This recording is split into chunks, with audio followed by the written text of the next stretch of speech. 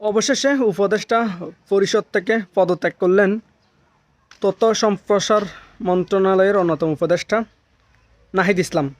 যেহেতু সামনে ছাত্রদের একটা নতুন দল, রাজনৈতিক দল আসতেছে, সেই রাজনৈতিক দলের প্রধানই হচ্ছেন আমাদের নাহিদ ভাই।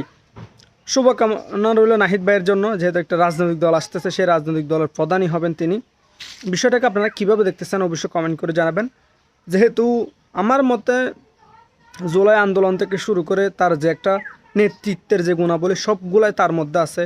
সবসময় কথা বলেন না, যখন কথা বলেন বা যখন যে বক্তব্যটা দেন একদম সেটা মানে একদম কম্পন ধরে যায় বলা যায় সারা দেশে।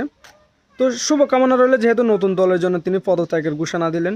পদত্যাগ করে তিনি 26 তারিখ মেবি তাদের একটা মানিক মিয়া বিনিয়োগতে রাজনৈতিক দলের ঘোষণা হবে, সেখানে সেই প্রস্তুতির জন্য সে পদত্যাগ করেছেন। বেস্ট অফ লাক নাহিদ ভাই, আসসালামু আলাইকুম।